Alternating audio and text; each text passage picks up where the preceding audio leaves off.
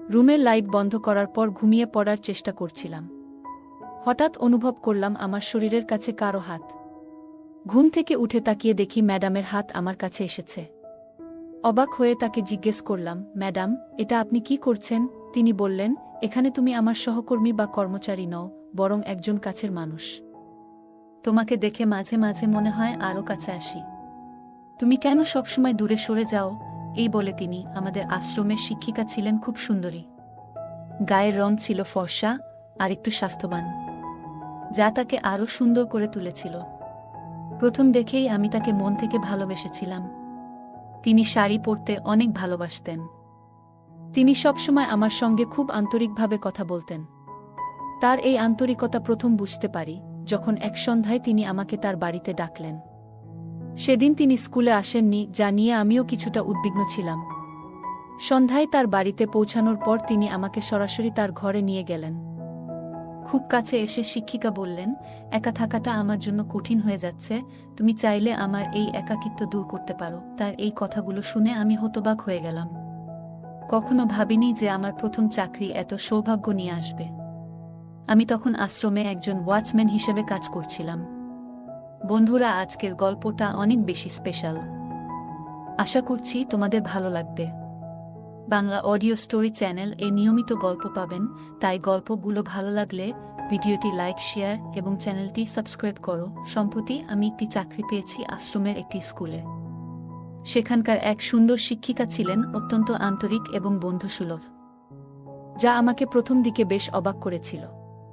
এতদিনে আমি যা শিখিনি সেই জীবনের অনেক কিছুই যেন তিনি আমাকে শিখিয়ে দিতে চাইছিলেন। আমার নাম কুনাল, বয়স 28 এবং এই নতুন চাকরির জন্য আমি এই জেলায় স্থায়ী হয়েছি। তবে মাত্র 4 মাসেই একই ধরনের কাজ করতে করতে আমি কিছুটা একঘেয়ে বোধ করছিলাম এবং অন্য কোথাও বদলি নেওয়ার কথা ভাবছিলাম। হঠাৎ একদিন আশ্রমে একটি ঘটনা ঘটে যা আমার জীবনকে নতুন রঙে রাঙিয়ে দেয়। একদিন আশ্রমে কিছু শিশুদের মধ্যে ঝগড়া লেগে যায়। তখনই আমার চোখ যায় একজন সুন্দরী মহিলার দিকে, যিনি শিশুদের সামলাতে কিছুটা বিপাকে পড়েছিলেন। পরে জানতে পারি তিনিই আমাদের নতুন শিক্ষিকা। আমি এগিয়ে গিয়ে শিশুদের ঝগড়া মিটিয়ে দেওয়ার চেষ্টা করি, কারণ তারা তার কথা শুনছিল না। পরিস্থিতি সামলাতে গিয়ে আমার হাত আচমকা আশ্রমের শিক্ষিকার হাতে লেগে যায় এবং সেই মুহূর্তে সবকিছু যেন থমকে দাঁড়ায়। আমার বকুনির পর শিশুরা শান্ত হয়ে যায়, আর সেই মুহূর্তটি আমার জন্য বিশেষ হয়ে ওঠে। আশ্রমে আমার সহকর্মীদের সঙ্গে মিলে মিশে কাজ করার চেষ্টা চালিয়ে যাচ্ছিলাম। আমি আশ্রমের স্কুলে নতুন কাজে যোগ দিয়েছি এবং প্রয়োজনমতো বাচ্চাদের শাসন করতাম। একদিন বাচ্চাদের মধ্যে ঝগড়া হলে তাদেরকে ক্লাসে ফেরত পাঠাতে হয়।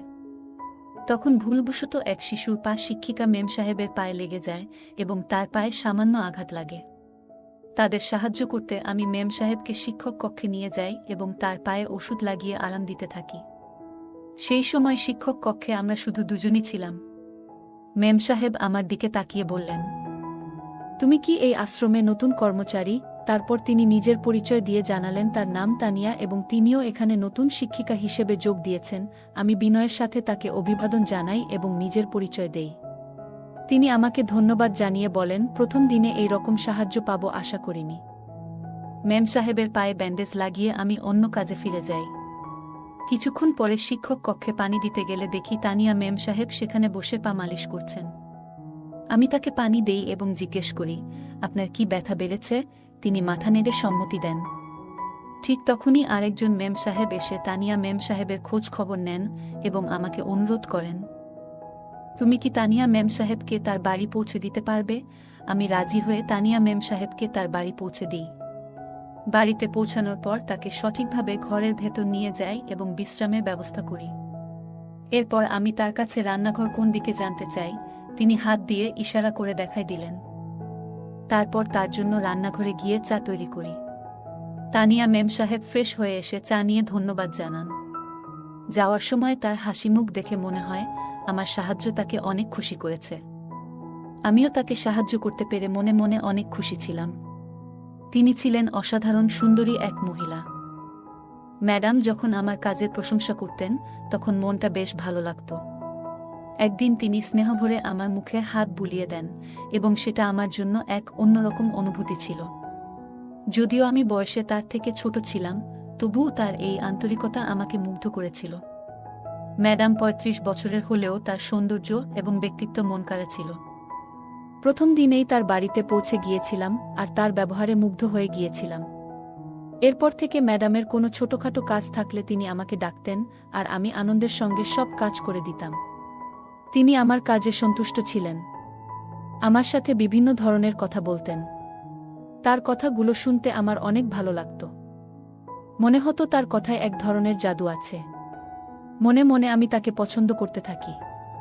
একদিন ম্যাডামের জন্মদিন এলো। কিছু সহকর্মীকে তাকে জন্মদিনের শুভেচ্ছা জানাতে দেখে আমিও তাকে শুভেচ্ছা জানাতে চাইলাম।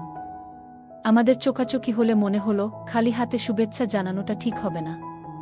এমন সময় তিনি আমার দিকে এগিয়ে আসছিলেন। কিন্তু ঠিক তখনই প্রধান শিক্ষক আমাকে ডেকে নিলেন এবং আমি সেখান থেকে চলে গেলাম। সারাদিন চেষ্টা করেও তাকে শুভেচ্ছা জানাতে পারিনি। বিকেলে ম্যাডাম নিজেই আমাকে তার বাড়িতে জন্মদিনের অনুষ্ঠানে আমন্ত্রণ জানালেন। রাতে ঘরে ফিরে আমি সুন্দরভাবে প্রস্তুতি নিলাম আর তার জন্য একটি উপহার কিনে তার বাড়ির উদ্দেশ্যে রওনা দিলাম। আমি যখন সেখানে পৌঁছালাম, আমার উপস্থিতি শুনে ম্যাডাম নিজেই গেট পর্যন্ত এসে আমাকে স্বাগত জানালেন। তার বাড়ি ছিল খুবই সুন্দর ও পরিপাটি, যা দেখে আমার চোখ আটকে গেল। আমার ছোট ভাড়া করা ঘরে যে সৌন্দর্য ছিল না, তা তার বাড়ির প্রতিটি কোণেই খুঁজে পেলাম। ঘরে ঢুকে দেখলাম আমাদের ছাড়া আর কেউ নেই। টেবিলে একটি জন্মদিনের কেক রাখা ছিল, যা দেখে মনে হলো হয়তো কোনো অতিথি কেক নিয়ে এসেছেন। আমি ম্যাডামকে জিজ্ঞেস করলাম, এখানে কি আর কেউ আসবে? এতক্ষণ ধরে আমি একাই বসে আছি। তখন তিনি হাসি দিয়ে বললেন, এখানে আমি আর তুমি ছাড়া আর কেউ নেই। আমি অবাক হয়ে জিজ্ঞেস করলাম, তাহলে এই কেক কে নিয়ে এসেছে? ম্যাডাম মৃদু হেসে বললেন, এই কেক আমি নিজেই কিনে এনেছি। এটা শুনে আমার খারাপ লাগলো। কেন আমি নিজেই কেক আনার কথা ভাবলাম না? আমি মনে মনে নিজেকে দোষ দিতে লাগলাম। ম্যাডামের কাছে ক্ষমা চেয়ে বললাম, ম্যাডাম, সত্যি বলছি, আমারও মনে করা উচিত ছিল আপনার জন্য কেক আনার। তখন তিনি আমার পাশে এসে বসলেন এবং বললেন, তুমি কি জানো, আমি একটু অভিমান করেছি। তুমি স্কুলে আমাকে জন্মদিনের শুভেচ্ছা জানাওনি কেন?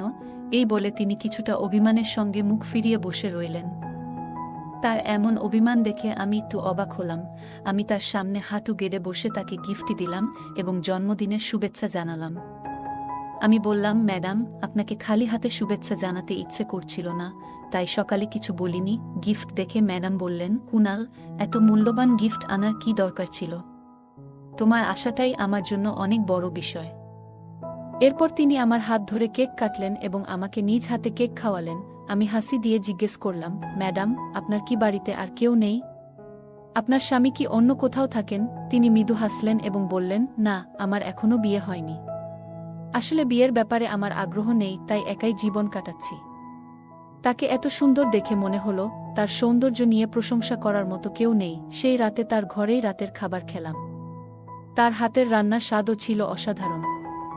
গল্প করতে করতে কখন যে রাত 10:30 বেজে গেছে খেয়াল করিনি। ঘড়ির দিকে তাকিয়ে বললাম, এবার আমি আসি, অনেক রাত হয়ে গেছে। তখন ম্যাডাম হেসে বললেন, কুনাল, এত তাড়া কিসের? আর একটু বসো না। একা থাকার কারণে হয়তো তিনি আমাকে সঙ্গ দিতে চাইছিলেন। আমিও ভাবলাম, আজ রাতে একটু বেশি সময় কাটালেও ক্ষতি নেই। আমি ভেবে দেখলাম, আমিও তো একা থাকি, তাই এখানে রাতটা কাটাতে কোনো সমস্যা হবে না। তখনই ম্যাডাম বললেন, কুনাল, আজ রাতটা এখানে থেকেই যাও। সকালে তাড়াতাড়ি যেতে চাইলে চলে যেও। একটু ইতস্তত করে আমি রাজি হয়ে গেলাম। এরপর তিনি নিজের ঘরে চলে গেলেন এবং কিছুক্ষণ পর আমাকে ডাকলেন। আমি ঘরে ঢুকেই বললাম, ম্যাডাম, সরি, আপনি যদি আমাকে ডাকেননি, তাহলে আমি ভুল করে চলে এসেছি। তিনি হাসলেন এবং বললেন, না, আমি তোমাকেই ডেকেছিলাম। তখন বুঝলাম তিনি কিছু সাহায্য চান। ম্যাডাম বললেন, পেছনের হুকগুলো খুলতে পারছি না, তুমি কি একটু সাহায্য করতে পারবে? আমি লজ্জা পেলেও তার কথা শুনে তাকে সাহায্য করলাম। কাজ শেষ হলে আমি তাড়াতাড়ি ঘর থেকে বেরিয়ে এলাম। সেই রাতটি তার বাড়িতেই কাটালাম এবং সকালে আমার নিজের ঘরে ফিরে গেলাম, কারণ অফিসের ইউনিফর্ম সেখানেই ছিল। এরপর কয়েকদিন কেটে গেল, কিন্তু ম্যাডাম স্কুলে আসেননি। 2 দিন পর তার কাছ থেকে ফোন পেলাম। ম্যাডাম বললেন, কুনাল, তোমার একটু সাহায্য চাই। তার কথায় দ্রুত তার বাড়িতে গেলাম। সেখানে গিয়ে দেখি তিনি খুবই দুর্বল, চলাফেরা করতেও কষ্ট হচ্ছে। আমি তার স্বাস্থ্যের খোঁজ নিলাম। তখন জানালেন তার পিঠে ব্যথা হওয়ায় তিনি স্কুলে আসতে পারেননি। আমি তার জন্য ওষুধ নিয়ে এলাম, কিন্তু বললেন তাতে তেমন কাজ হয়নি। তারপর অনুরোধ করলেন, তুমি কি একটু গরম তেল দিয়ে মালিশ করতে পারবে? তাতে হয়তো আরাম পাব। তার প্রয়োজন দেখে আমি সাধ্যমতো সাহায্য করলাম, কিন্তু মনের ভিতরে কেমন যেন একটু অস্থিরতা কাজ করছিল। আমি ম্যাডামের প্রয়োজনের কথা ভেবে তাকে সাহায্য করতে রাজি হলাম। তিনি যেন দ্রুত সুস্থ হয়ে উঠতে পারেন, সেই আশায় রাত 9টার দিকে তার পিঠে তেল মালিশ করতে শুরু করলাম। আমার হাতের স্পর্শে মাঝে মাঝে ম্যাডামের মুখ দিয়ে অস্বস্তির শব্দ বের হচ্ছিল। মনে হচ্ছিল খুব ব্যথা পাচ্ছেন। তিনি তরুণ এবং আত্মবিশ্বাসী একজন মানুষ, কিন্তু ব্যথায় কষ্ট পাচ্ছিলেন। আমি তার প্রতি সহানুভূতিশীল থেকে নিজের আবেগকে নিয়ন্ত্রণ করলাম এবং কাজ শেষে ঘর থেকে বেরিয়ে এলাম। ম্যাডাম অনুরোধ করলেন, দিনের বেলায় তোমার কাজ করো, তবে কয়েকদিন রাতেও এখানে থাকো। যখন আর দরকার হবে না, আমি নিজেই বলবো। একা থাকার কারণে তার আশেপাশে সহায়তার কেউ ছিল না। আমি ভেবে দেখছিলাম রাত্রে থেকে তার পাশে থেকে সাহায্য করব কিনা। তখনই ম্যাডাম বললেন, সংকটে নিজের লোকেরাই পাশে থাকে। তোমাকে নিজের লোক মনে করেই বলছি, তুমি যদি থেকে যেতে চাও, আমি কৃতজ্ঞ থাকব। তার কষ্ট দেখে আর না বলতে পারলাম না। বললাম, আমি আপনার পাশে আছি, চিন্তা করবেন না, যতদিন প্রয়োজন ততদিন আমি থাকব। ম্যাডাম আমার কথা শুনে হাসলেন, খুশি হলেন। সেই রাতে কাজ শেষ করে তার বাড়িতে গেলাম, তার জন্য নিজের হাতে রান্না করলাম। গত কয়েক মাসে তার জন্য কিছু করার সুযোগ পেয়ে নিজেও ভালো লাগছিল। আমি ম্যাডামের দেখভাল করতে করতে বেশ অভ্যস্ত হয়ে গিয়েছিলাম। একদিন আমি রান্না করে তার জন্য খাবার বানিয়ে দিলাম। আমার হাতের রান্না খেয়ে ম্যাডাম খুব খুশি হলেন এবং হাসিমুখে আমার হাত ধরলেন। সেই মুহূর্তটা আমার জন্য কিছুটা বিশেষ হয়ে উঠেছিল। রাতে ম্যাডামের পিঠে মালিশ করে যখন ঘুমানোর জন্য উঠলাম, তিনি আমাকে থামিয়ে বললেন, আজ তুমি আমার রুমেই ঘুমিয়ে পড়ো, যদি রাতে আমার কোনো প্রয়োজন হয় তবে তোমাকে ডেকে নিতে পারবো। আমি একটু দ্বিধায় ছিলাম, কিন্তু তার একাকিত্ব ও অসুস্থতার কথা ভেবে থেকে যাওয়ার সিদ্ধান্ত নিলাম। রুমের লাইট বন্ধ করার পর ঘুমিয়ে পড়ার চেষ্টা করছিলাম। হঠাৎ অনুভব করলাম আমার শরীরের কাছে কারো হাত। ঘুম থেকে উঠে তাকিয়ে দেখি ম্যাডামের হাত আমার কাছে এসেছে। অবাক হয়ে তাকে জিজ্ঞেস করলাম, ম্যাডাম, এটা আপনি কি করছেন? তিনি বললেন, এখানে তুমি আমার সহকর্মী বা কর্মচারী নও, বরং একজন কাছের মানুষ। তোমাকে দেখে মাঝে মাঝে মনে হয় আরও কাছে আসি। তুমি কেন সবসময় দূরে সরে যাও? আমি নম্রভাবে বললাম, ম্যাডাম, আমি আপনার প্রতি শ্রদ্ধাশীল। আমাদের মধ্যে সামাজিক বা মানসিক দূরত্ব রয়েছে, যা পার হওয়া আমার পক্ষে সম্ভব নয়। তিনি হাসলেন এবং বললেন, আমার কাছে এসব বিষয় তেমন গুরুত্ব পায় না। তুমি যা ভাবছ, আমি তা নিয়ে মাথা ঘামাই না। তবে আমি তাকে স্পষ্ট করে জানালাম, আপনার প্রতি আমার শ্রদ্ধা অনেক, কিন্তু আমি সম্পর্কে সীমা মেনে চলতে চাই। আমার কথা শুনে ম্যাডাম কিছুটা চুপ থাকলেন। সেই রাতটা আমরা শুধু কথোপকথনের মধ্যে দিয়ে কাটিয়ে দিলাম, কোনো ভুল বোঝাবুঝি না রেখে। আমার মনে হলো আমার কথাগুলো তার পছন্দ হয়নি। তিনি মনে মনে অনেক কষ্ট পেয়েছেন হয়তো, কিন্তু আমার কিছু করার ছিল না, কারণ আমি ওই ধরনের ছেলে ছিলাম না। আমি একজন এমন মানুষ নই যে কোনো নারীর সাথে সামান্য সময় কাটিয়ে তাকে ভুলে যায়। আমি আপনার মধ্যে আমার জীবনের সাথী খুঁজে পেয়েছি। আমি আশা করি আপনিও আমায় সেই দৃষ্টিতে দেখবেন। আমার কথা শুনেই তিনি একটু দূরে সরে গিয়ে বললেন, আমি তোমাকে আগেই বলেছিলাম যে বিয়ে নিয়ে আমার কোনো আগ্রহ নেই। তাই তো এখনো ৩৫ বছর বয়সেও অবিবাহিত আছি। আমাকে বিয়ে নিয়ে একটু ভাবতে হবে, এখন আমি এর জন্য প্রস্তুত নই। সেই রাতে আমার কথা শুনে তিনি কিছুটা অভিমান করেছিলেন। তবে সত্যি বলতে, আমি এমন কেউ নই যে কিছু সময়ের জন্য সম্পর্ক স্থাপন করে ফেলি। আমি তাকে আমার জীবনের সঙ্গী হিসেবে ভাবছিলাম। মনে মনে তাকে ভালোবেসেছিলাম। সেদিন রাতে আমি তার ঘরে থাকিনি, বরং বাইরে গিয়ে ঘরের লবিতে ঘুমিয়ে পড়ি। অনেক রাত হয়ে যাওয়ায় আমি নিজের ঘরেও ফিরে যেতে পারিনি। পরের দিন স্কুলে যখন আমাদের একে অপরের চোখে চোখ পড়ে, তখন তার আচরণ কিছুটা ভিন্ন ছিল। ওই দিনই তিনি আমাকে স্কুলের বাইরে মাঠে ডেকে কিছু কাগজ আমার হাতে দিলেন এবং বললেন, এগুলো বাইরে কোনো একজনের কাছে দিয়ে আসো। আমি তো তখন শুধুই ওয়াচম্যানের কাজ করছিলাম। বাইরে গিয়ে দেখি সেখানে কাউকে দেখা যাচ্ছে না যাকে কাগজগুলো দিতে হবে। কাগজগুলো কাকে দেওয়া হবে জানার জন্য আমি আবার শিক্ষকদের কক্ষে ফিরে যাই, কিন্তু তখন তিনি সেখানে ছিলেন না। তাকে তখন প্রধান শিক্ষকের কেবিনে যেতে দেখলাম, আর তার সাথে কথা বলার জন্য আমি কেবিনের দিকে গেলাম। আমি প্রধান শিক্ষকের কক্ষের সামনে গিয়ে দাঁড়াই এবং ভেতর থেকে প্রধান শিক্ষক ও ম্যাডামের হাসির আওয়াজ শুনতে পাই। আমি লক্ষ্য করলাম ম্যাডাম আমার সম্পর্কে প্রধান শিক্ষকের সামনে বেশ প্রশংসা করছেন। তার কথাগুলো শুনে আমি বেশ আবেগপ্রবণ হয়ে পড়ি। সেই রাতে আমি আর নিজেকে সামলাতে পারলাম না এবং ম্যাডামকে না জানিয়ে তার বাড়িতে যাওয়ার সিদ্ধান্ত নিলাম। একটি ফুলের তোড়া হাতে নিয়ে আমি তার বাড়ির খোলা দরজা দিয়ে ভেতরে ঢুকলাম। তাকে রান্নাঘরে ব্যস্ত দেখতে পেয়ে আমি তাকে কাঁধে তুলে নিয়ে তার ঘরে নিয়ে গেলাম। ঘরে গিয়ে তাকে বিছানায় শুইয়ে পাশে বসে পড়লাম, কিন্তু তখন তার চোখে মুখে কিছুটা অস্বস্তি ও আতঙ্কের ছাপ দেখতে পেলাম।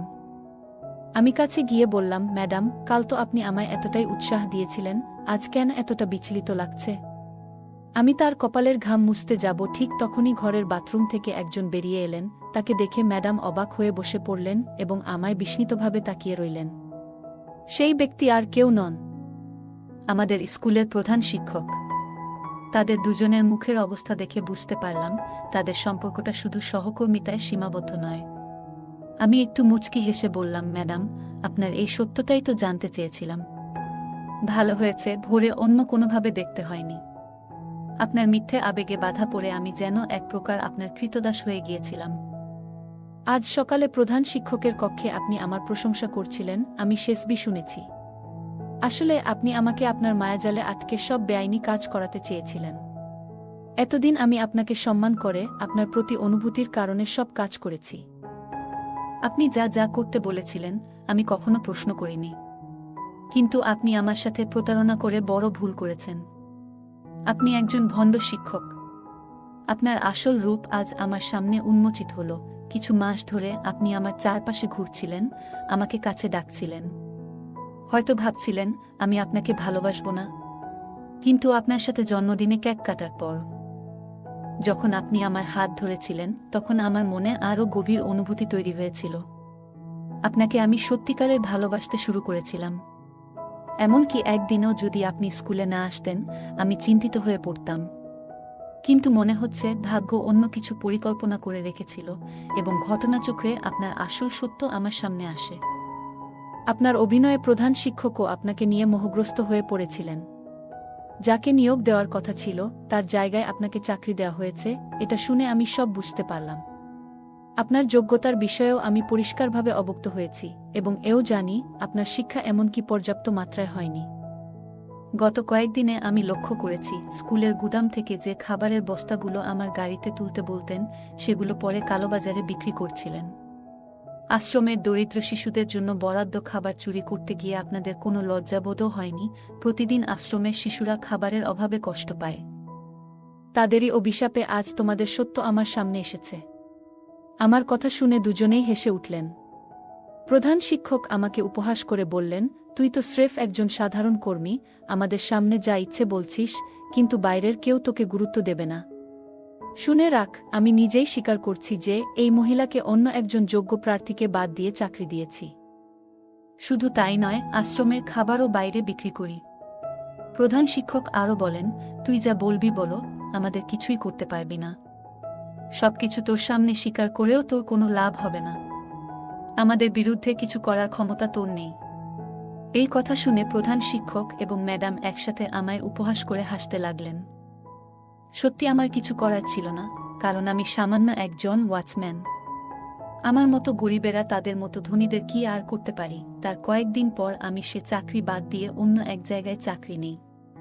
এখন সেখানেই অনেক ভালো দিন কাটছে আমার। না আছে কোনো ঝামেলা, না আছে কারো প্রতি আমার মায়া। এখানে বেশ ভালো জীবন কাটছে আমার। ম্যাডাম এবং প্রধান শিক্ষক নিজেদের ক্ষমতা এবং পদ ব্যবহার করে অনৈতিক কাজ করছেন। ম্যাডাম প্রধান শিক্ষকের সঙ্গে তার সম্পর্কের সুযোগ নিয়ে চাকরি এবং অন্যান্য সুযোগ সুবিধা পেয়েছেন, যা প্রকৃত অর্থে তার প্রাপ্য ছিল না। এখান থেকে আমরা দেখতে পাই ক্ষমতা এবং প্রভাব খাটিয়ে অন্যের অধিকার হরণ করা নিন্দনীয়। এই ধরনের অন্যায় ব্যবহার সমাজের নৈতিক ভিত্তিকে দুর্বল করে দেয়। ওয়াচম্যান ম্যাডামের প্রতি ভালোবাসা এবং স্নেহ অনুভব করেছিলেন। তিনি বিশ্বাস করেছিলেন যে ম্যাডাম তাকে সম্মান এবং ভালোবাসা দেন। কিন্তু বাস্তবে ম্যাডাম কৃত্রিমভাবে এই আবেগ দেখিয়েছিলেন শুধুমাত্র নিজের স্বার্থসিদ্ধির জন্য। এই ঘটনা আমাদের শিখায় যে বিশ্বাস অর্জন করতে যেমন সময় লাগে, তেমনি একবার বিশ্বাস ভেঙে গেলে তা আর ফিরিয়ে আনা সম্ভব নয়। আমরা যাদের ভালোবাসি তাদের প্রতি সদয় এবং সৎ হওয়া উচিত, নয়তো একদিন সেই সম্পর্ক ভেঙে যাবে। গল্পে উল্লেখ আছে যে আশ্রমের দরিদ্র শিশুদের জন্য বরাদ্দকৃত খাবার কালোবাজারে বিক্রি করে দেওয়া হচ্ছে। এটা অত্যন্ত নিন্দনীয় একটি অপরাধ। দরিদ্র ও অসহায় শিশুদের জন্য বরাদ্দকৃত সম্পদ ব্যবহার করে তারা তাদের শোষণ করছে। এর ফলে দরিদ্র মানুষ আরও দরিদ্র হয়ে পড়ে এবং তাদের প্রতি সমাজের কর্তব্য অবহেলিত হয়। এই ধরনের অপরাধ আমাদেরকে শিখায় যে সমাজের দুর্বল অংশের অধিকার রক্ষা আমাদের সবার দায়িত্ব এবং তাদের জন্য বরাদ্দকৃত সম্পদ চুরি করা মানবিক অপরাধ। গল্পের শেষে ওয়াচম্যান দেখায় যে একজন মানুষের আত্মসম্মান গুরুত্বপূর্ণ, নিজের মর্যাদা বজায় রেখে জীবনযাপন করা এবং অন্যায়ের কাছে মাথা নত না করাই শ্রেয়। তিনি চাকরি ছেড়ে অন্য জায়গায় ভালোভাবে জীবন যাপন করছেন, যা বোঝায় যে আত্মসম্মান রক্ষার জন্য অন্যায় পরিস্থিতি ত্যাগ করা উচিত। গল্পের ওয়াচম্যান অনুভব করে যে ম্যাডাম তার প্রতি কৃত্রিম আবেগ প্রদর্শন করেছিলেন। সত্যিকার ভালোবাসা কখনো প্রতারণা করে না। গল্পটি শিখিয়ে দেয়, অন্ধভাবে কারো উপর ভরসা করা উচিত নয়। বন্ধুরা, যদি এই গল্পটি ভালো লেগে থাকে তাহলে দয়া করে ভিডিওটি লাইক করুন এবং আমাদের বাংলা অডিও স্টোরি চ্যানেলটি সাবস্ক্রাইব করুন। পাশে থাকা বেল আইকনটি প্রেস করুন যাতে করে আমরা যখনই নতুন ভিডিও আপলোড করি তার নোটিফিকেশন সবার আগে আপনার কাছে পৌঁছে যায়। ধন্যবাদ, দেখা হবে আমাদের পরবর্তী ভিডিওতে।